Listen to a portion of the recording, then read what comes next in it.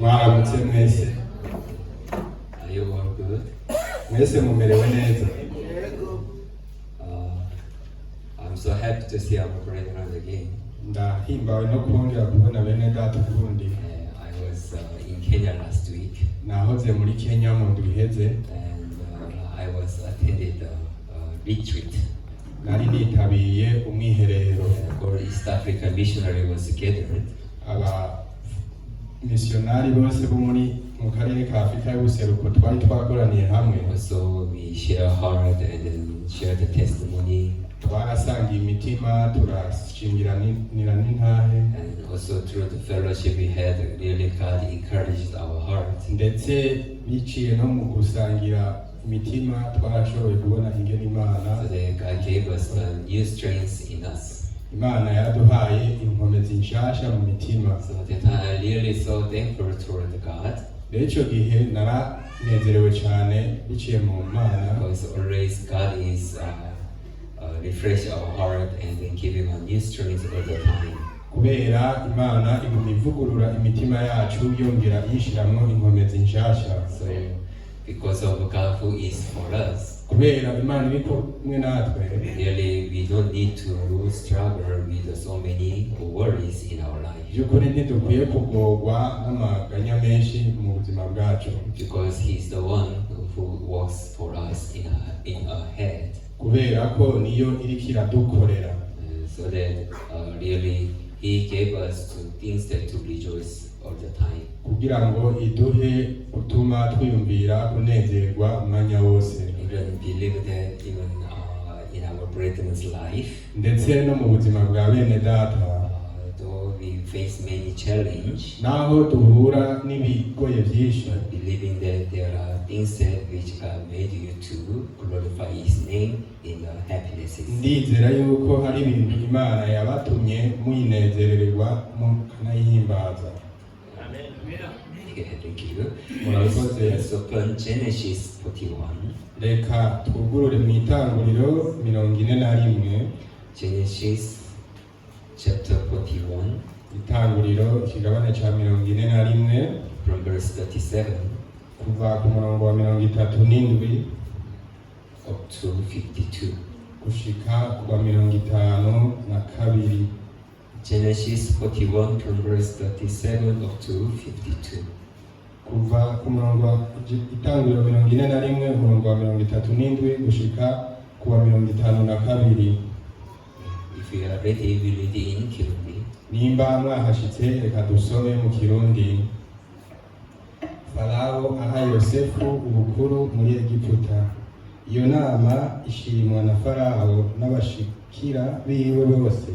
Farao abaza abo bishikira biwe ati, twobona hehe umuntu ameze nk'uyu arimo mpwemu y'Imana? Farao abarira Yosefu ati, kw'Imana ikweretse ibyo byose, nta wundi munyabwenge w'umuhanga muhwanye. Nguhaye kugaba urugo rwanje, kandi abantu banje bose baze bumvire icyo uzovuga. Ku ngoma yanje yonyene niho nzogusumba. Kandi Farao yungamwo abarira Yosefu ati, raba nguhaye kugaba igihugu cyose cya Egiputa. Nuko Farao aca yiyambura impeta y'iko ikimenyetso yo ku rutoke rwiwe, ayambika Yosefu ku rutoke, amwambika impuzu zera nziza, amwambika n'umugufu w'inzahabu mw'izosi, amuha kugendagendera mu mukogote wa kabiri wiwe. Bakagenda barasemerera imbere yiwe bati, nimupfukamire. Nuko amuha kugaba igihugu cyose cya Egiputa. Farao abarira Yosefu ati, jewe Farao ndabivuze, ntawe uzotaramura ukuboko canke ngo ashingure ikirenge mu gihugu cyose cya Egiputa utavyemeye. Farao yita Yosefu irindi zina Safenati Paneya, amushingira Asenati mwene Potifera umuherezi wo mu gisagara oni. Yosefu araheza agendagenda igihugu ca Egiputa. Yosefu yari amaze imyaka 30 igihe yarenguka imbere ya Farawo. Nuko arijura ava imbere ya Farawo agendagenda igihugu cose ca Egiputa. Maze mu myaka y'uburumbuke uko arindwi igihugu kirera gisekenyura ibyo kurya, akoranya imyimbu yose yo muri iyo myaka indwi y'uburumbuke yo mu gihugu ca Egiputa, ayimburira mu bisagara, kandi imirima ikikije igisagara cyose akayimburira muri cyo. Nuko Yosefu abika imihure y'impeke y'isinzi nk'uko umusenyi wo mu kiyaga gushitsa aho yerekeye guharura, kuko bitari bigiharurika. Yosefu abyara abahungu babiri, ikigoyi kiratera, abavyara kuri Asenati mwene Potifera umuherezi wo mu gisagara ca Honi.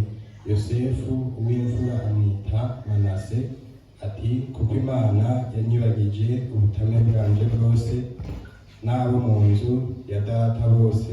Uwa kabiri amwita Efurayimu, ati kuko Imana yampaye kurondokera mu gihugu nagorewemo. When we are thinking about Word of God deeply, iyo turiko turiyumvira mu isi y'Imana mu buryo bwimbitse, there are things that which God does in our heart. hariho ibintu Imana ikorera mu mitima yacu. God is not able to work because He is not here with the body. Imana ntishobora kureka gukora ngo ni kubera ko itari ngaha mu buryo bw'umubiri. That's why God made His word to work in this world. Nico gituma yashizeho ijambo ryayo ngo rikore muri iyi si. So anyone who believe in the word of God, uwo ari we wese yizera ijambo ry'Imana, really there are works that which God does inside our heart. by'ukuri hari ibikorwa bikoreka mu mitima yacu by'Imana. Since Satan deceived man, kuva Satani ahenze umuntu, men are begin to live according to the flesh. abantu baciye batangura kubaho mu buryo bw'umubiri, And also they began to live according to the thought that they have. baca bongera batangura kubaho kandi bivanye n'ivyumviro bafise. So they just live a life that as if has nothing to do with God. Baciye batangura kubaho ubuzima rero ataco buhuriyeko n'Imana. That's why people are facing many challenges and they are struggling so much.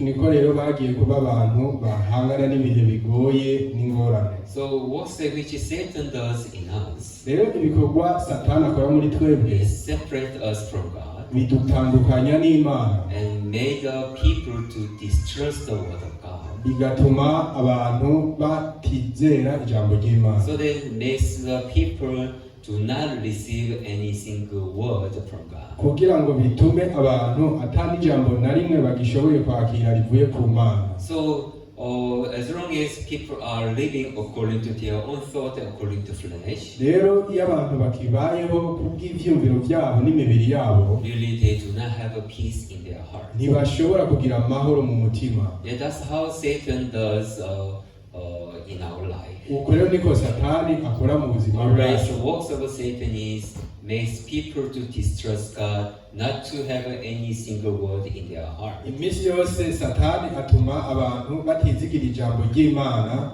batagira ijambo ry'Imana na rimwe mu mitima yabo. So that in the people's heart, they do not have even a single point there where the word of God is dwelling. Kugira ngo mu mitima y'abantu ntihagire n'akantu na gatoyi kabayo kajanye n'ijambo ry'Imana. Yeah, so in the sometimes in the people, I was able to see though they are worshiping God, but their heart they do not have any faith about God. Mbere rimwe na rimwe narabonye mu bantu nubwo wasanga bariko barahimbaza Imana, ariko ugasanga nta kwizera Imana na gutoyi kuri muri bo. Yeah, at the normal time, they are very fine, they look good, and they look sincere. Mu bihe biba bisanzwe ubona bameze neza kandi ari abantu womenga barashimitse, but when they face some trial or when they face some challenge in their life, ariko iyo bahuye n'ibigeragezo n'imihigo mu buzima bwabo, I could see what is now rule over their heart and their thoughts. ndashobora kubona nti mbe ubu n'igiki by'ukuri kiriko kirarongora imitima yabo. There are people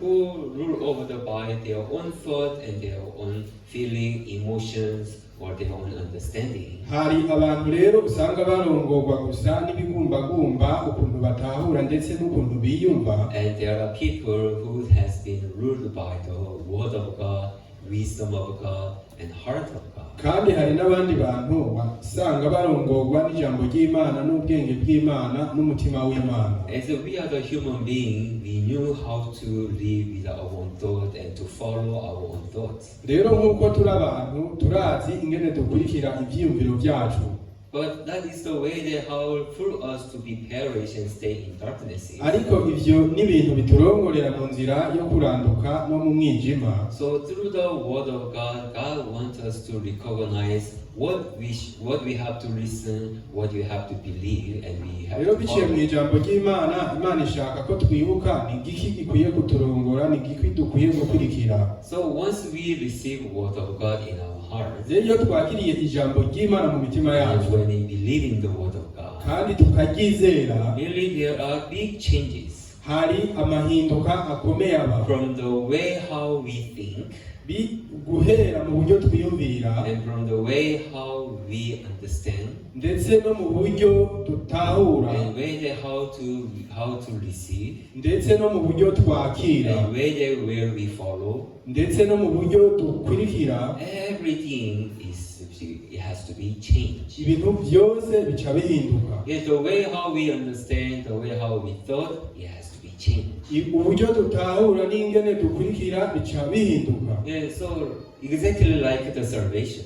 Nico kimwe no mu gakiza neza na neza. All people they understand we are sinners, we are the people who are with the evil all the time. Abantu bose baratahura ati turabanyabyaha, turabantu dufise ivyumviro bya sekibi buri mwanya. So for them to testify themselves, I am a sinner, they do not have any problem in their heart.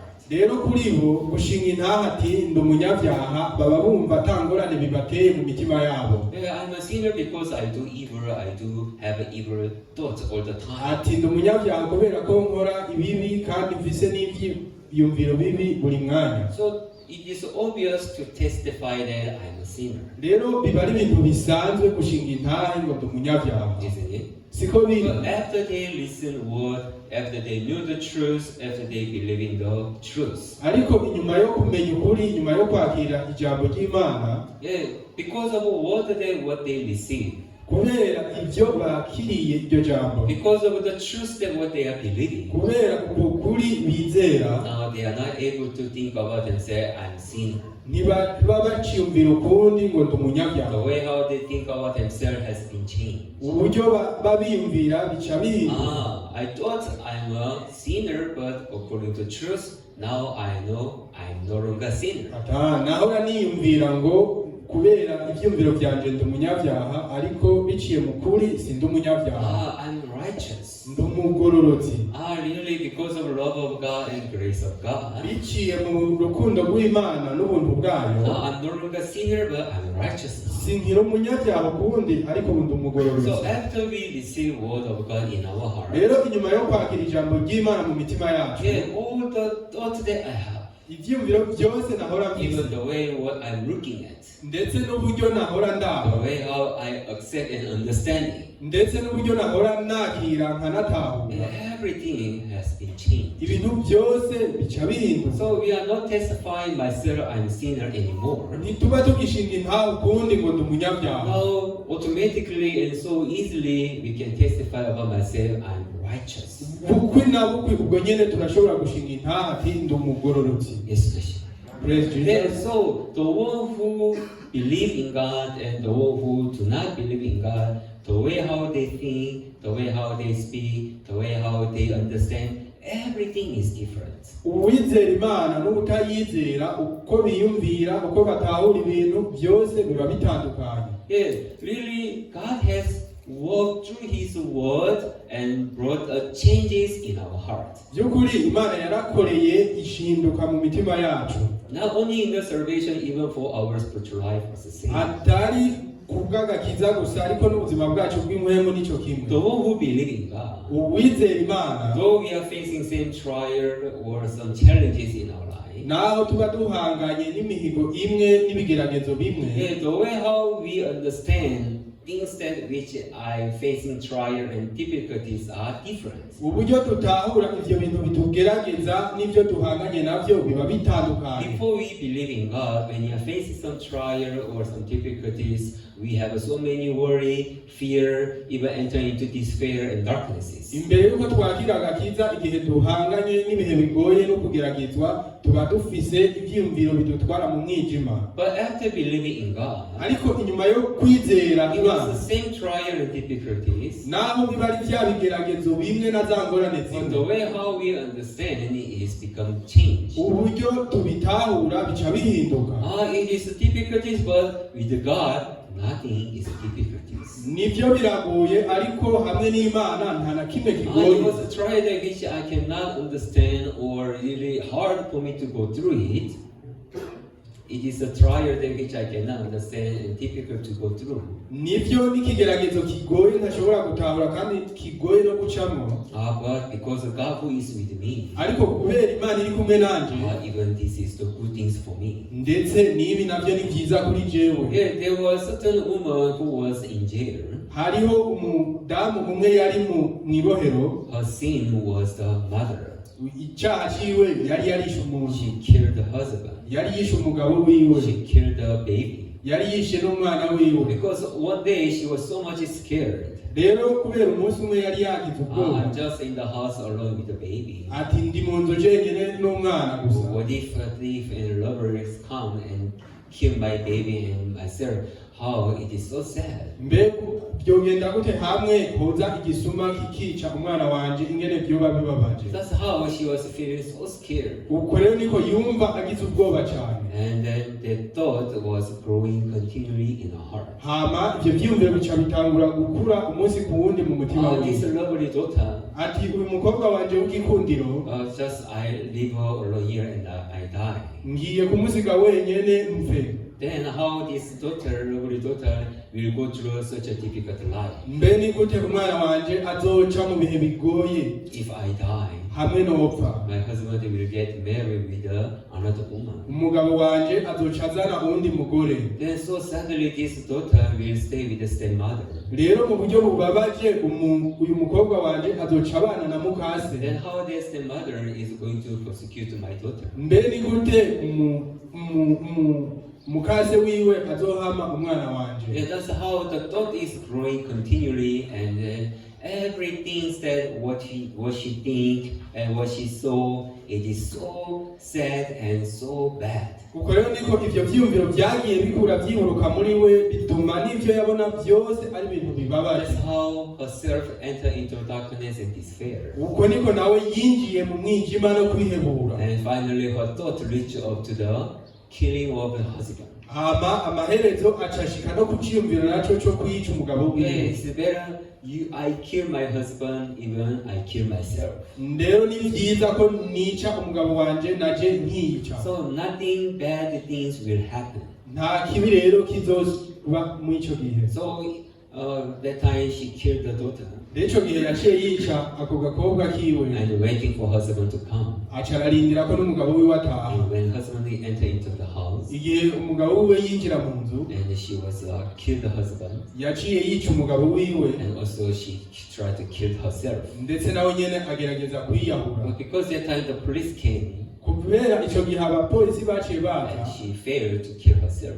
yarananiwe kwiyica. But her daughter and husband died. Ariko umukobwa wiwe n'umugabo wiwe bari Yeah, bapfuye. that's how when the people are so weak about the daughter than what they have. Uko rero niko abantu ari abanyantege nke biciye mu vyiyumviro That is bafise. the world that which Satan has created in us. us. kandi iyo niyo si satani yaturemeye. Yeah, it's not me who want to have such a kind of thought. Si jewe nshaka kugira ivyo vyiyumviro, But when the Satan puts such a different thought there from God, ariko kubera satani afise ivyiyumviro bitandukanye n'Imana, we should know that we are very weak. We are not able to overcome the thought of the Satan.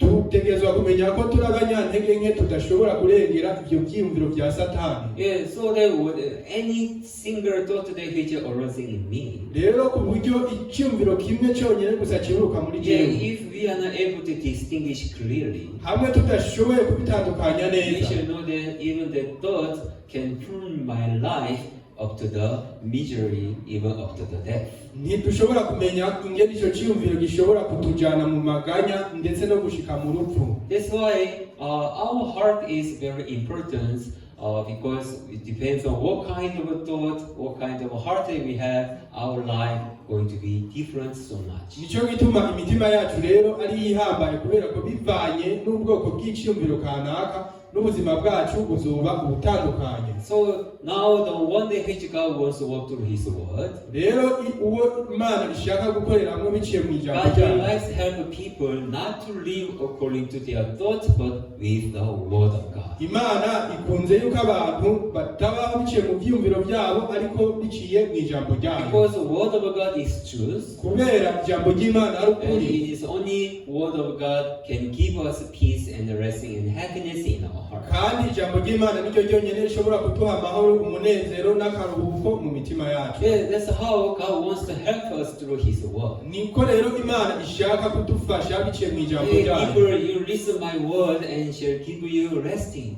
Ati bantu nimwumvirize ijambo ryanje nzobaha akaruhuko. And so even the Bible says, you shall know the truth and truth shall make you free. Ndetse n'ijambo ry'Imana riravuga ngo muzomenya ukuri kandi ukuri kuzobaha Only kwitegeka. this word of God is the one that can bring a peace in our heart. Muri ino si rero ijambo ry'Imana gusa nicyo rishobora kutuzanira amahoro mu mitima But yacu. probably people are not relying on the word of God, not trying to believe in God. Ariko abantu nuko batisunze ijambo ry'Imana kandi batanagize, After they following their own thoughts, inyuma yo gukurikira ivyumviro they are byabo trying to solve the problem by themselves. baca bagerageza gutorera umuti ingorane ubwabo, Trying to understand every according to how they understand, how they see it. ndetse bagatangura no gutahura ibintu uko babibona. That's why they found themselves in darkness more and more. Uko rero niko bisanga mu mwijima binjiramo, They are able to see themselves how they are going into the despair more and more. bakabona n'ingene bagiye mu mwiheburo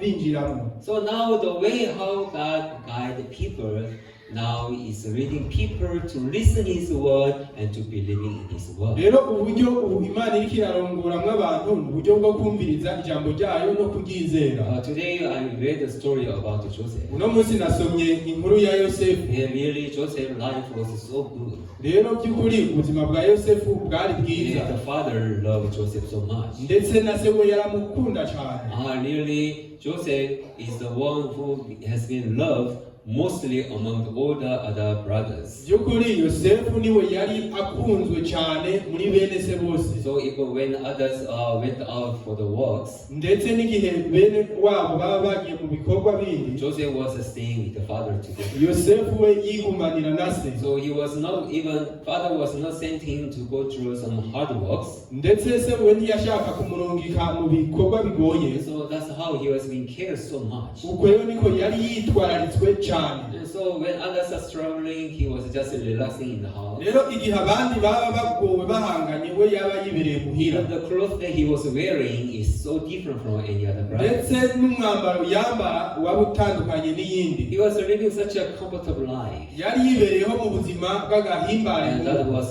he was also rejoicing together. ndetse nawe yaranezeranwa. But one day he got a dream. Ariko umunsi umwe yagize indoto, And then he was explaining how father and brothers listen about my dream. icyo gihe rero umunsi umwe yarasobanuriye bene se ingene atahura iyo ndoto yiwe. Really, even the suns and moons, even the stars are bowed down in front of me. Ati ndetse n'ukwezi n'izuba bizonyunamira. So when the brothers listen that dream, they are so much angry. rero igihe bene se bumva iyo ndoto yiwe barababaye cyane. What you are going to be, and then you say we are going to bow down even father and mother. Ati none gushatse kuvuga yuko ndetse na data na mama bazokunamira. You are so arrogant. Ati uribona cyane. So they hate it and they are thinking like this. Baciye bamwanka rero batangura kwiyumvira. Okay, let's see whether really it will happen or no. Ati reka turabe yuko by'ukuri ibyo bintu bizoba. I will do like this to you. Ati tuzogukorera ibi. We are going to kill you. Tuzokwica. That's how they plan. Uko niko bashizeho uwo mugambi.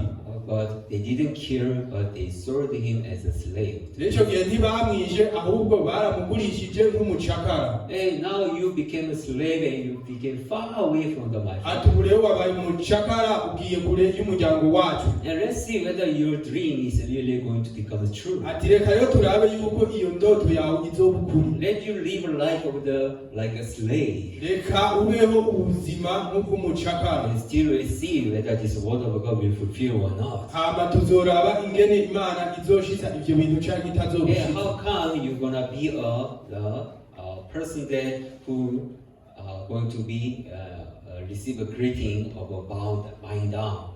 Reka tuze turabe ingene uzoba uwo muntu abantu bunamira. Now we are free, but you are slave. Ubu twe turidegembye ariko wewe ubaye umugurano. There will be no time that we are going to bow down in front of you. Nta wundi munsi uzoshoboka yuko tukunamira. That is how they understand. Uko niko babitahura. It's like it's really everything now fail.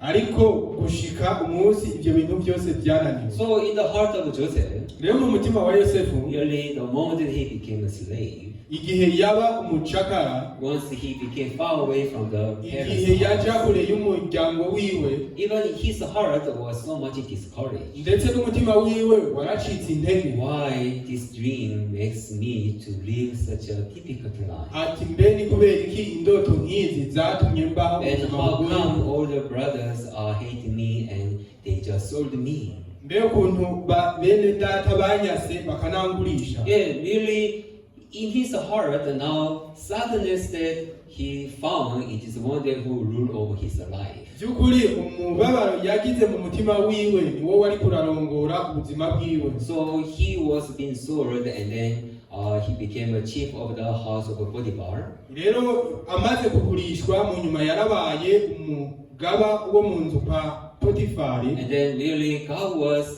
helping his work. Kandi Imana yarafasha mu bikorwa byiwe. So he was rule over everything in the house of the Potiphar. Niwe yarajejwe ibintu byose byo mu nzu kwa Potifari. But because of the wife of the Potiphar, ariko kubera umugore wa Potifari, he was put in the jail again. yarashitwe mu ibohero. And then why he was also doing a work in the jail? Rero igihe naho yari mu gishingo cyo The gupfungwa, person who in charge of the jail saw that God was together with Joseph. ndetse n'abari bajejwe ibohero barabonye ati Imana iri kumwe n'uwo So Yosefu. then he gave all the works to do in the jail. Baciye bamuha ibikorwa byose byo gukora mu ibohero. So others able to see God was together with Joseph. Bandi bantu barabona yuko Imana iri kumwe na Yosefu. Isn't it? Sivyo? Do you know the story? Murayizi iyo nkuru?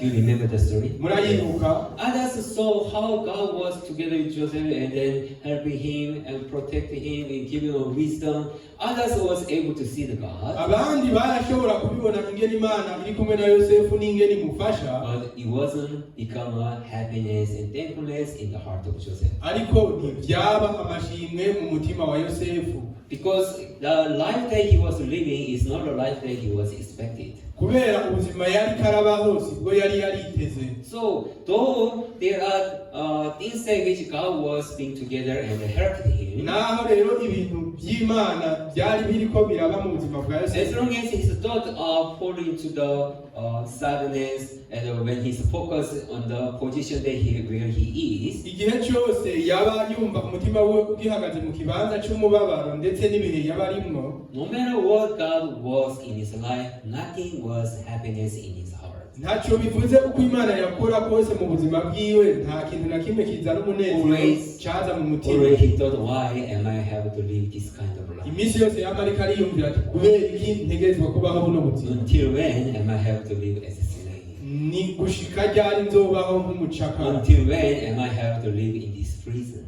ni gushika ryari nzoba muri rino bohero. And that is the only the one that which is rule over all the his thought or his heart. Ivyo rero nivyo vyarongora ivyiyumviro vyiwe byose n'umutima wiwe. So though there are conditions there to rejoice, but he wasn't able to rejoice with them. Naho hari ibihe vyo mutumye anezerwa ntiyashobora kunezerwa. Though God was comforting his heart, but he wasn't able to be thankful in front of God. Naho Imana yariko iraremesha umutima wiwe ntiyashobora kuba umuntu w'amashimwe imbere y'Imana. Yeah, important point was in the heart of the Joseph.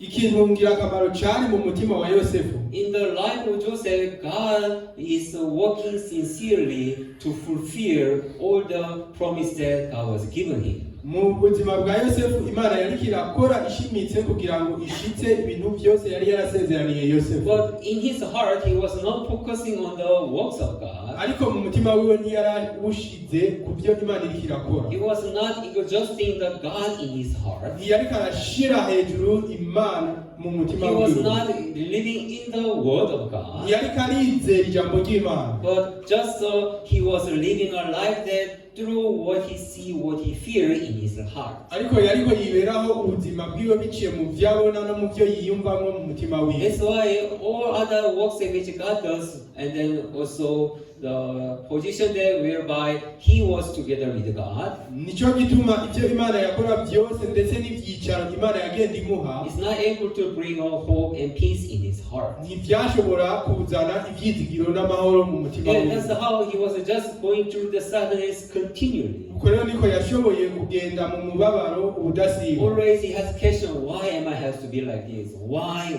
That is the thought that he has in his Imisi heart. yose yaba afise kino kibazo ati kubera iki ndiko ndaca muri bino. Yeah, that's how he was struggling through his own thoughts, not with the word of God. Uko rero niko yaragotse biciye mu vyiyumviro vyiwe atari biciye mu ijambo It is ry'Imana. his thoughts that makes him to stay in sadness. Ivyo rero ni ivyiyumviro vyamutuma yamaho mu mubabaro. So he knew that I have nothing wrong with me. Rero yaraza ati nta kibi nakoze, I didn't do any evil thing. nta kibi na kimwe nakoze, But why am I have to be in this prison? ariko ni kubera iki nashitswe mu ibohero. So the moment that the chief of a butler and then baker came into the prison, Rero igihe umusukuzi mukuru n'umukezi mukuru baza mu ibohero, they had a dream. baragize indoto. And Joseph was explaining what is the meaning of dreams. Hama Yosefu arabasobanurira izo ndoto zabo. So that time he saw, this chief butler, he has a good dream to be recover his position. Ico gihe rero yaragize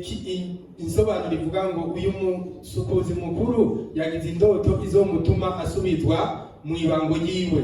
And so he was asking, please remember me. Aca arasaba ati ndakwinginze uzunyibuke. I have done nothing wrong. Nta kibi nakoze. Yeah, that's how I'm just in this prison. So please you remember me. Ati uku niko nashitswe mwirino bohero I'm not a ndakwinginze person that uzonyibuke. should stay in this prison. Sindi umuntu yarakwiriye kuba muri rino bohero. Nothing wrong with me. Nta kibi canje. So please you help me. Rero ndakwinginze So uzumfashe I can come out from this prison. kugira ngo nze nsohoke kino kibanza. Yeah, really for him to stay in prison itself, it is really sad in his heart. Byukuri rero kuri we kuba muri rya bohero cyari ikintu cy'umubabaro cyane. He thought that as long as I'm in this prison, Yavuga ati kubera ko nkiri mu ibohero there's nothing good in me. nta cyiza na No happiness in me. kimbako nta I munezero. cannot even rejoice my life. Sinshobora no kunezerwa mu That is buzima. how he sees the position there to stay in the prison. Uko niko yabona bijyanye na kujya kuba mu ibohero. Yeah, though God is with me, but if I'm in the prison, what is good things for me? Yavuga ati nibyo naho Imana yoba iri kumwe nanje mu gihe noba ndi mu ibohero ibi bivuze iki?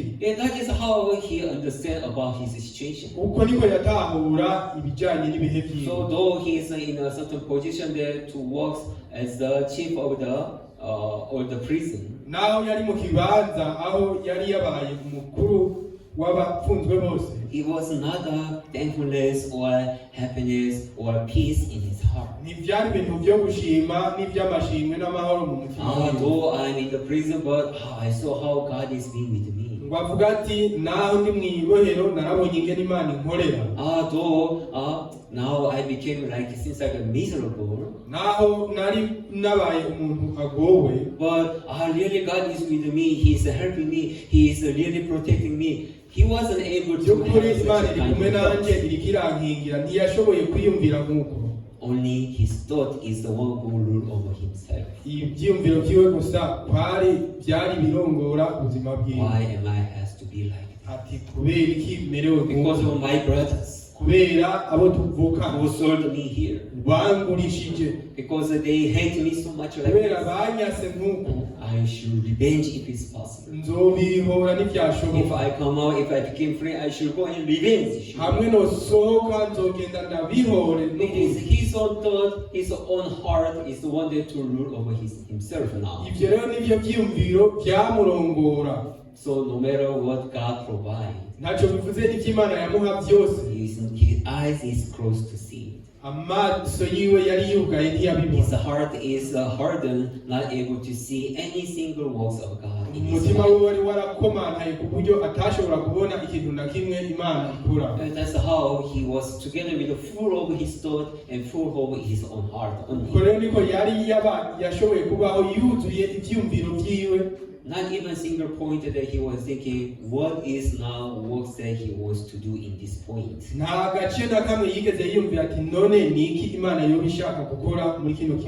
God is now leading myself to go through these trials. He wasn't thinking about what is now will of God in this point. The dream that I have and the actual life that I live is very different. The dream that I have, the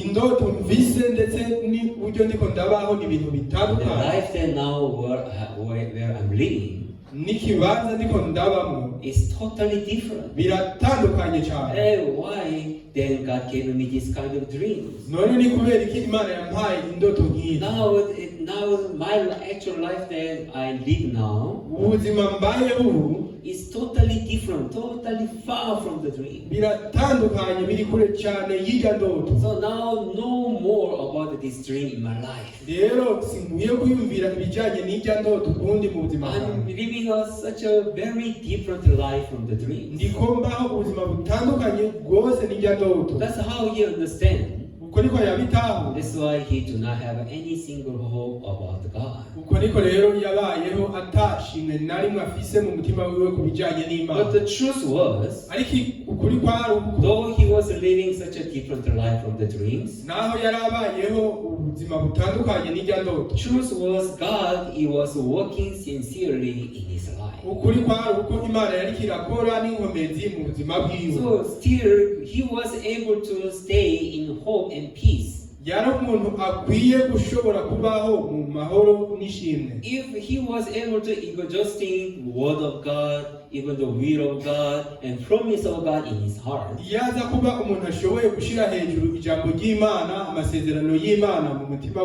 now the situation that he was facing, it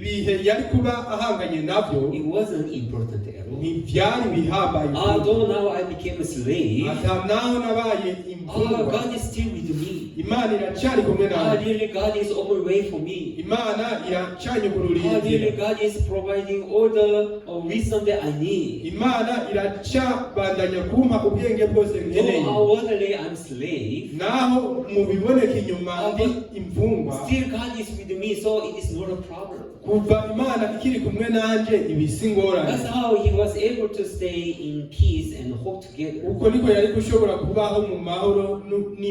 But probably he gave out himself to his own thoughts that which Satan is put in him. So though there was God, but cannot help but to struggle continually in his thoughts. That's how his life was continually living according to his thoughts. But one day, all of a sudden somebody came. Hey, who is Joseph here?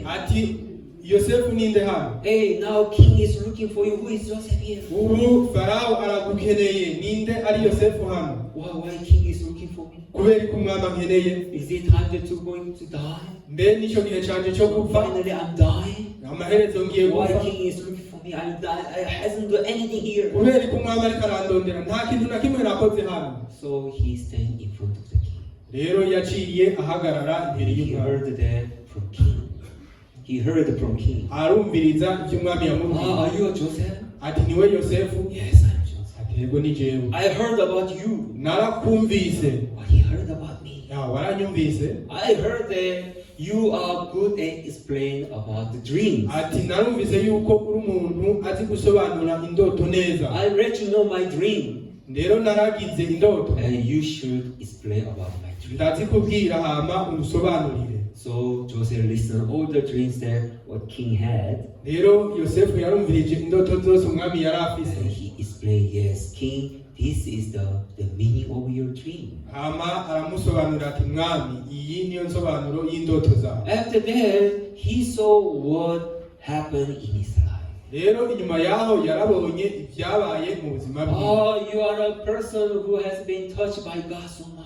Ati uri umuntu wakozwe ko n'Imana cyane. Oh, so who can be wise than you? Ninde ushobora kuba umunyabwenge Who kukurusha? can do this kind of works more than you? Ninde ushobora gukora ibikorwa nk'ibi gusumbya uko wowe ubikora? I saw God is with you. Nabonye ko Imana iri kumwe nawe. You must be a person who should do these works. Rero ni wowe utegerezwa kuba umuntu azokora ibi. There's no others who can do like you. Nta n'umwe ashobora kubikora nkawe. So he was established Joseph as a governor in the country. Rero yaciye ashiraho Yosefu nk'umukuru w'umugaba w'igihugu cyose. Establish him just under like the king. Rero yaciye amushiraho munsi y'umwami. Now in this country, Ati rero kino gihugu, whatever they do, icyo bazokora they cyose must do through this Joseph. bazogikora biciye muri uno Yosefu. That's how he handed over everything into hands of Uko Joseph. niko yashikirije byose mu maboko ya That's Yosefu. how now Joseph's position has changed all of a sudden. Uko rero niko ikibanza ca Yosefu cyahindutse ubwo nyene. From the sinner in the prison, Kuva mu gishingo cyo mwibohero now nk'umunyabyaha. he became a governor in the country. Icyo gihe yaciye aba ubutwara igihugu He nk'umushikiranganje wa ruled mbere. all the Egypt. Egiputa yose. That's how he changed. Uko niko yahinduriwe. What if, according to his wishes, Mbe byari kugenda gute bivanye if the n'ivyiyumviro chief butler remembered him hamwe ujyamukevye yari kumwibuka and came out from the prison and became free? hama akaza akamukura mu ibohero, Then what happened in Israel? hari kubiki muri Isirayeli? All Israel were just going to die in hunger. Abanyisirayeli bose bari bagiye kuzopfira mu nzara Because serious famine for 7 years has come in. kubera ko hari ikigoyi c'imyaka indwi cari kigiye kuza. Finally they just die in hunger. Amaherezo bose bari gupfa. So now important was the will of God and plan of God. Rero ubu igihambaye wari umugambi w'Imana icyo yari yarateguye. Joseph must go there and stay in prison as a sinner. Ati Yosefu ategezwa kuzoca muri rya bohero abeyo nk'umunyabyaha. So that he was able to meet the chief butler. Kugira ngo azahure n'ujya mu suku. And the chief butler can remember the moment that King Pharaoh has dreamed. Hama aze yibuke ingene byamugendeye igihe yagira indoto. Do you understand the story? Murabitaho. Yeah. So God was sincere among us. Rero Imana irashimitse ku bijyanye Though we nawe. cannot see, Naho though tutabibona, we cannot understand now. naho tudashobora kubitahura. But really, God is among us and works sincerely for us. Imana rero iri hagati muri twebwe kandi irakora n'inkomezi ku So bwacu. no matter what kind of life that we live, ntacyo bivuze ubuzima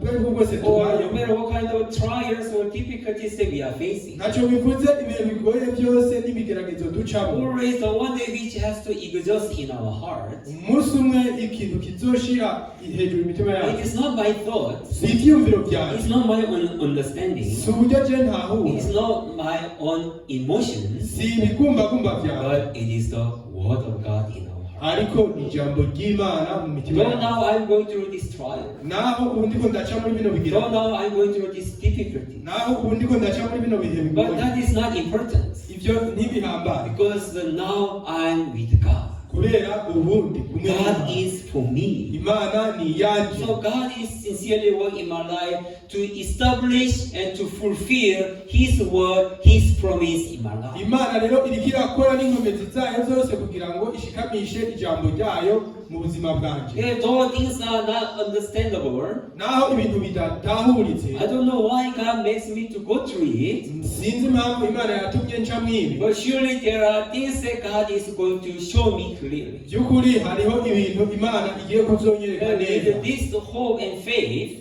Hama bino bikazana amahoro n'umunezero, we are able to go through all trials, even difficulties in our life. tugashobora guca muri bino bigeragezo n'ibihe bigoye mu buzima bwacu. Even Joseph was able to rejoice with God. Ndetse na Yosefu yarashoboye kunezeranwa n'Imana, But he was not looking at God. ariko ntiyariko araraba He was Imana, not exhausting God in his heart. ariko ntiyariko ashira hejuru Imana mu So mutima though we. there are many conditions to rejoice, Naho hari ibihe byinshi byari gutuma anezerwa, he's not rejoicing at all.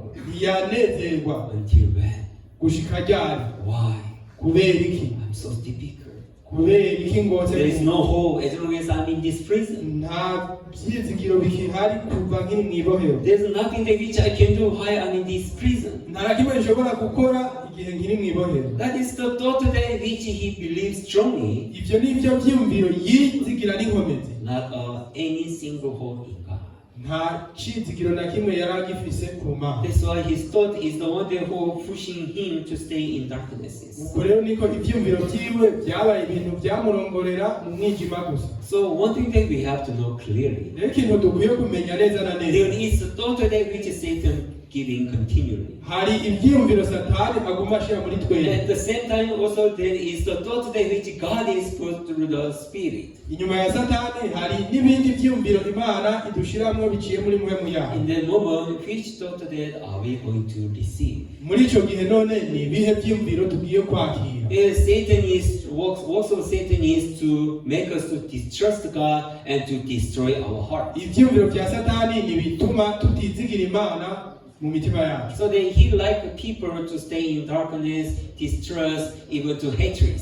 Kubera ko akunda yuko abantu babaho mu maganya no kutizigira Imana. Then everything it looks like is a condition that to complain, even to hate people, even to distrust, so that we do not have any peace in our heart. Kugira ngo ibintu byose biboneke yuko atakirimwo ari byo kutizigira Imana bitume tutagira amashuri. In this condition, which peace am I going to have? Ati muri bino bihe mbe na yahe mahoro nogira? It seems like we do not have anything there to rejoice with God. Kuva bikimeze uku nta kintu na kimwe mvise cyo kunezererwa n'Imana. Even one day I testified. Umunsi umwe nashinze ntahe, I was working in a company. igihe nakora mu ishirahamwe rimwe, There are a person who really dealing with me so badly. hari umuntu rero yakoranye nanje mu buryo bubi.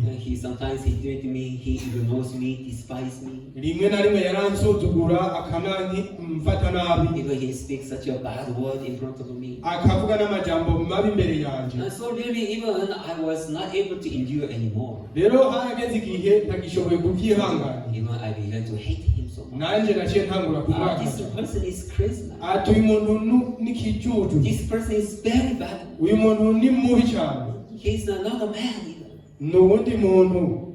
That's how I was thinking. Uko niko niyumvira. But because of him, it makes me to seeking for God.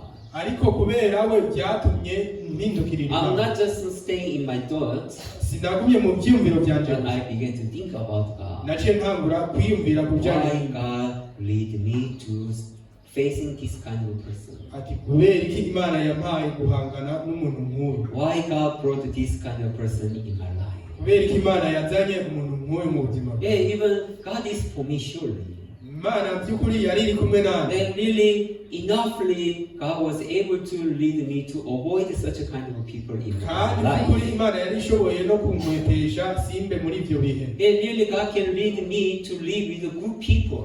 ndetse Imana yari kundongorera no kubana n'abandi bantu beza. But why God lead me to face this kind of man in my life? ariko ni kubera ko Imana yandongoreye guhangana n'umuntu. Why God makes my heart to go through these trials? ariko ni kubera ko Imana yatumye nja mu bigeragezo nk'ibi. Then surely there is a things that God wants to tell me. by'ukuri hari ikintu Imana yashatse kumbwira. Surely there are things that God wants to teach me something. by'ukuri hari ikintu Imana yashatse kunyigisha. So I began to look upon God. icyo gihe naciye ntangura guhanga I amaso. began to ask God. ntangura kubaza I Imana. began to looking for the word of God and what He said to me. ntangura no kuraba ijambo ry'Imana icyo rimbwira. And so that time God answered in my heart. icyo gihe Imana yaranyishuye mu mutima. Yes, now the one who is in front of you, ati ubu ujya kuri imbere you shall serve Him as if you serve the Jesus Christ. utegerezwa kumukorera nk'uko wowe uri gukorera Yesu. You should obey as you obey the Jesus Christ. utegerezwa kumwubaha kujya wubaha Yesu. That is the word that God gave me in my heart. iryo ni ryo jambo Imana yampaye mu mutima. In the beginning, I couldn't understand. mu ntango sinashobora kubitaha. Me, I'm born again Christian. ati jendi wavutse ubwa kabiri. And this person is a sinner. uyu muntu nawe aracyari umunyabyaha. If God, you tell me to obey Him as I obey Jesus Christ because He is a pastor, because He is a brother, then I understand. hamwe wombwira yuko nari kumukorera nk'uko nokorera Yesu Kristo kubera ari mwene data cyangwa ari umwungere byari gutahurika. But in between this person and me is not a relationship that whether he's a pastor or he's a brother in church. ariko hagati yanje nawe nta migenderanire n'imwe ihari yuko yoba ari umupasiteri cyangwa ari n'umunyeshuri. He's just a person in the world. ni umuntu wo mu isi gusa. Well, how can I just break myself and deny myself and obey Him? ariko ni gute no kwijanjagura hama nkamwumviriza. It is Him who does bad things. niwe yakoze ibibi. It is Him who does evil things to me. niwe yankoreye ikibi. Why am I have to deny and break myself? ariko ni kubera iki nkwiye kwiyanka hama nkijanjagura. But God tell me continually. ariko Imana yagumye The impindu. word which I speak to you, ati ujya ndakubwira it is the one which is truth. niwe ari mukuri. And once you follow it, hamwe wobikurikira you should have a peace. uzogira amahoro. You should have thankfulness. uzogira amashimwe. You can rejoice together. uzonezeranwa nawe. Yeah, really, what that which God gave me is truth.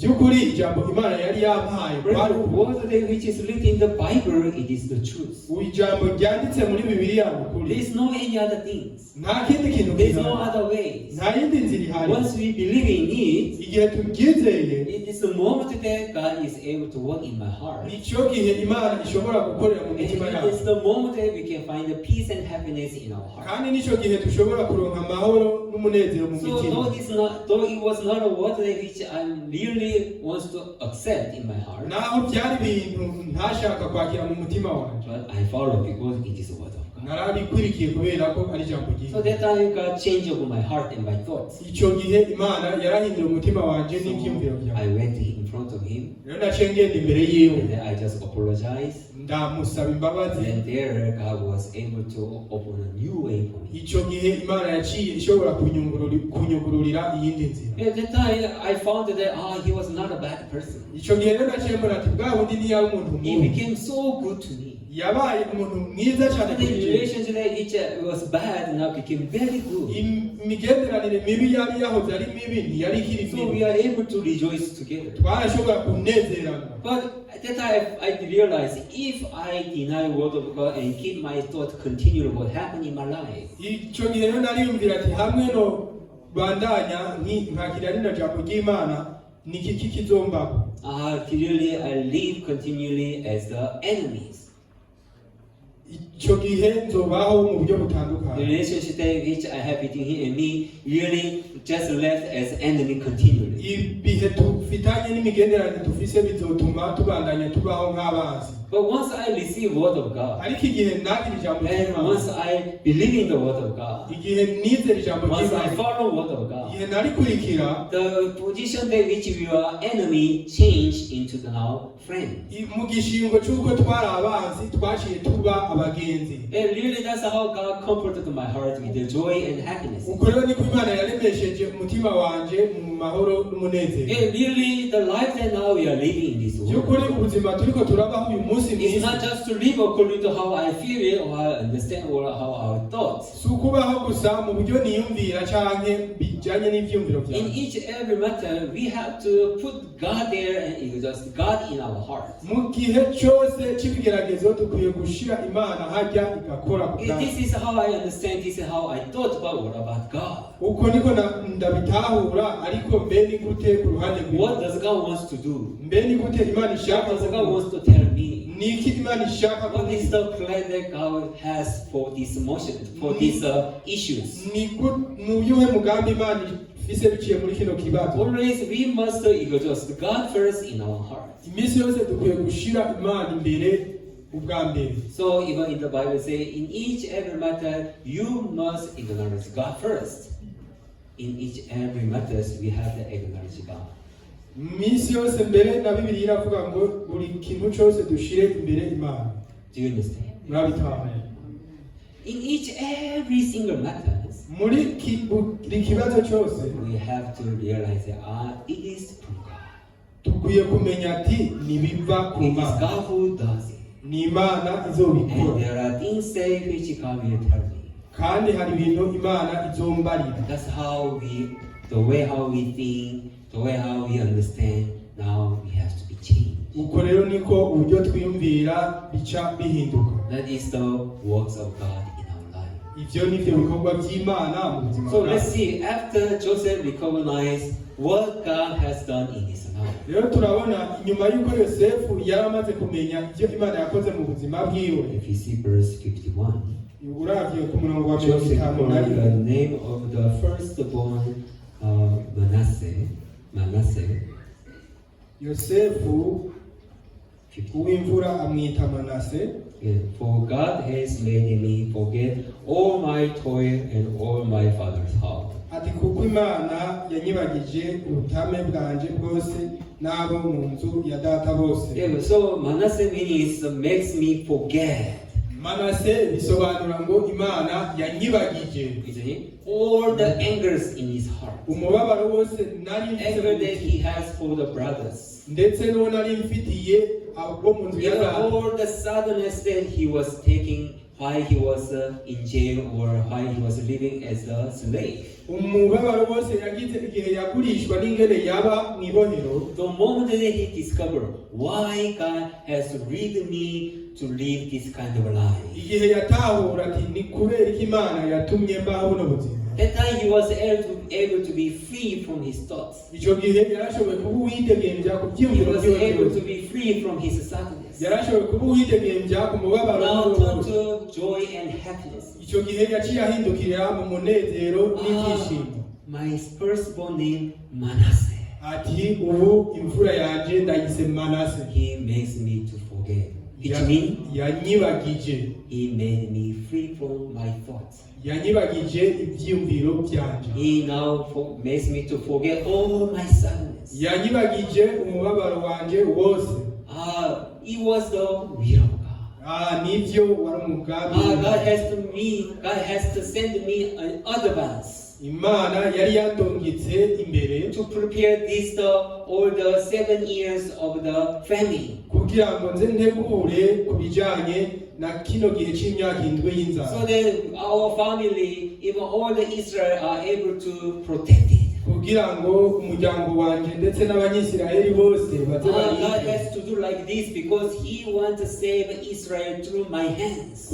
nicyo bituma Imana yashatse gukora bino, kubera ko yashatse kurokora abanyisiraheli bose biciye mu biganza bye. Once he realized the plan of God, igihe yubura uno mugambi w'Imana, once he found the providence of God, igihe yabona kuno gushitsa he kw'Imana, forget all anger, sadness. yaciye yibagira umubabaro wiwe wose Not n'ishavu. single things left in his heart nta na kimwe cyasigaye mu mutima but wiwe to give thanks to God, yabaye ubu hamashimwe Imana to rejoice with God, anezeranwa n'Imana but to glorify the name of God. ashyira hejuru izina ry'Imana. That's how God changed everything in his life. uko niko Imana yahinduye byose mu buzima Like bwe. us even now, ndetse na twebwe kino gihe God changed everything for us. Imana yarahinduye byose ku We bwacu. were sinners, twari abanyabyaha but now we are righteous. ubu turabagororotse. We were in the sadness, twari abari mu but now mubabaro we are in happiness. ariko ubu turi mu We munezero. were in complaint, twari mu maganya but now we are in thanks. ariko ubu turi mu mashimwe.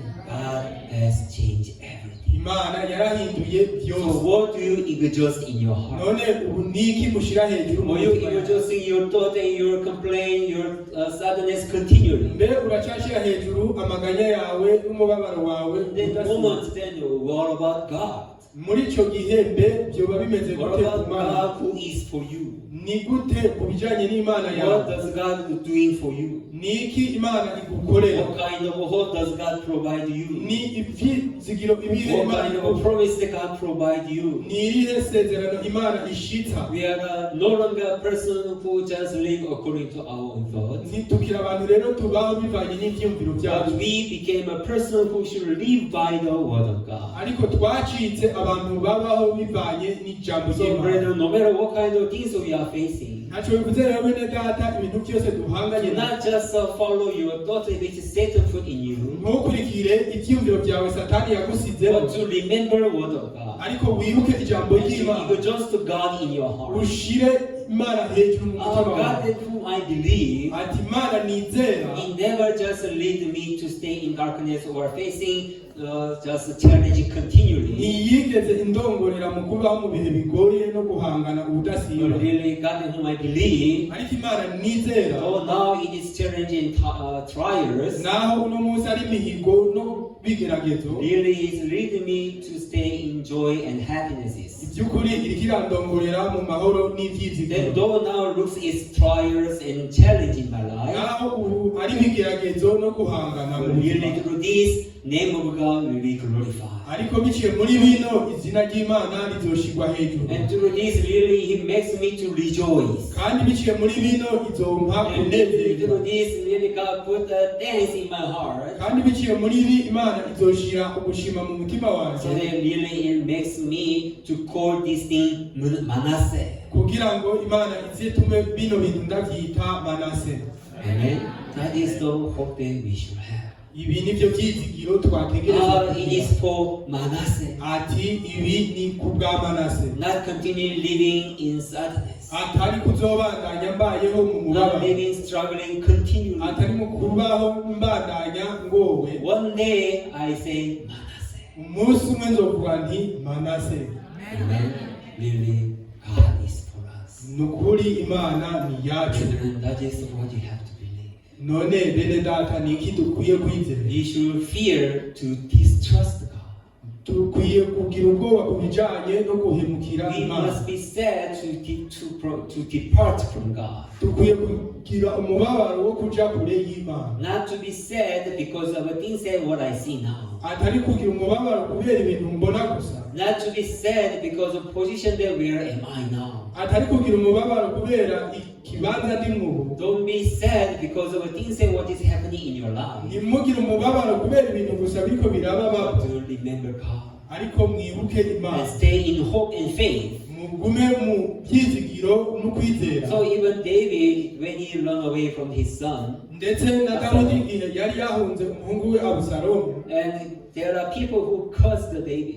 hari abantu bamuvuma Because of the blood that you spread. ati kubera amaraso washeshe, And finally God cursed you, that's why it's happening. amaherezo Imana yakuvumye, nicyo gituma ibyo bikubaye. So many are cursed David. hari abantu benshi rero bariko baravuma But Dawidi, David was praying God. ariko Dawidi we yasenze Imana Just because of today, ati Mana kubera uyu munsi, God, you remember me. Mana uranyibuka, And you comfort me. uzondemeshe, And you guide me to recover my position again. hanyuma uzunsubize mu cicaro Just cyanjye because runaka. of today, kubera uno munsi God, you remember me. Mana And uranyibutse, you shall give me a mercy on me. kandi uzongera ubu. That's how he was again changed into hope. Uko rero niko yashoboye guhindukirira mu byizigiro. Really, it was a moment that he felt so miserable.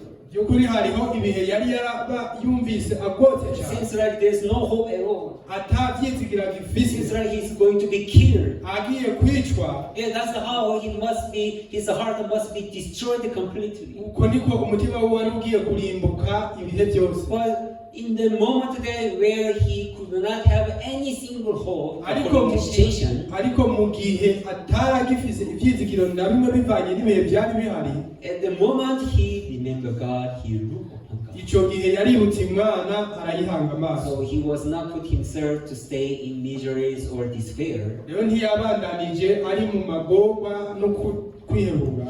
He changed his thought, his heart, stay in hope and believing in God. Yahindukije ivyumviro vyiwe abibaho mu mahoro yizigiye Imana. And really he was able to go with hope. Kandi yarashoboye kugendana na bino God will return me again. Ati Imana izonsubiza ku ngoma. Because today what happened? Kubera ivyambaye ku umunsi, God really going to remember me. Imana izonyibuka. And He's going to protect me. Kandi izonkingira. He's going to help me. Izomfasha. So that He will guide me to recover my position. Kugira ngo insubize ku ngoma yanjye. So though Satan put him to stay in despair and sadnesses, naho Satani yari yamushize mu kwihebura n'umubabaro, but he wasn't dealing with Satan. Ntiyagumye akorana na Satani. He deals with God. Yaciye ahindukira akorana n'Imana. Exactly, that is what God has done in his life. Ndetse nivyo Imana yakoze mu buzima bwiwe. He was able to come back to Israel as the king again. Yarashoboye kugaruka mu Banyisirayeli nk'umwami. Even in our life as a Savior. Ndetse no mu buzima There bwacu are nico. many moments that Satan tried to destroy our heart. Hari ibihe byinshi Satani agerageza kurandura imitima And yacu. makes us to distrust God. Atume duhemukira Imana. And not able to follow guidance of God. Ntidukurikire n'uburongozi And bw'Imana. that's how Satan are trying to just dealing with us and to make us to become far away from God. Uko rero niko Satani ashaka ko dukorana n'Imana tukaja kure yayo. But brethren, in the moment, Ariko mbene data muri ico gihe remember God. mwibuke In Imana. my life, Ati mu buzima whatever bwacu happened in my life, naho hariko habibi, nothing can be happen without God. nta na kimwe gishobora kuba Imana itahari. Even this God will allow. Ndetse n'Imana yabiretse. Really, there are things that which God wants to do in me. By'ukuri hari ibintu Imana ishaka gukora. Really, there are things that God is going to complete me. By'ukuri hari ibintu Imana igiye kundemeshamwo. Which the brethren stand on the side of God to exhausting His word, His promise in our heart. Tutegereza rero bene data guhagarara ku ruhande rw'Imana tukashira hejuru Imana mu mitima So yacu. that later we shall rejoice with God. Kugira ngo tubandanye tunezerwa And n'Imana. really, God will bring us the moment that we say it was the Manasseh. Kandi icyo gihe Imana izozana bya bihe tuvuga tuti Manase. Amen. Amen. Thank you so much. Murakoze cyane. Finish here. Turangirije hano. Let's pray. Reka dusenge. Dear Heavenly Father, Mana data yo mu ijuru, really, you are so good for us. by'ukuri uri mwiza kuri twebwe. That's why each every moment you are sincerely working together with us. Nicyo gituma buri munsi ukora ushimitse muri twebwe. Though there are moments that we are facing many trials and challenges in our life, Naho hari iminsi duhangana n'ibihe bigoye n'ibigeragezo, but as long as we believe in you, igihe cyose tukwizeye, surely you are bringing a testimony of Manasseh in our life. by'ukuri uzozana intahe ya Manase ku buzima bwacu. Really, I pray for all our brethren. Ndetse nasengera na bene data bose. All our brethren are going through many trials and challenges in their life. Ndetse bene data bariko baraca mu bihe bigoye cyane n'ibigeragezo. But God, you may help them to remember you. Ariko Mana nubafashe kukwibuka. Also provide your promise. Kandi ushize isezerano So ryawe. everyone will glorify your name through their challenges and trials. Kugira ngo uyu wese azashire hejuru izina ryawe biciye mu bigeragezo byiwe n'ibihe bigoye. Please, you bring a moment to say Manasseh in their heart. Mana data turakwinginze uzane igihe cyo kuvuga Manase mu mitima yacu. So many will rejoice with you. Kugira ngo benshi baze banezerwe. Many will glorify your name. Abenshi bazoshira hejuru izina And ryawe. have a peace and resting in their heart. Kandi bagira amahoro n'akaruhuko mu mitima yabo. And Lord, we pray in Jesus Christ. Tubisenze mu izina rya Yesu Kristo. Thank you. Murakoze.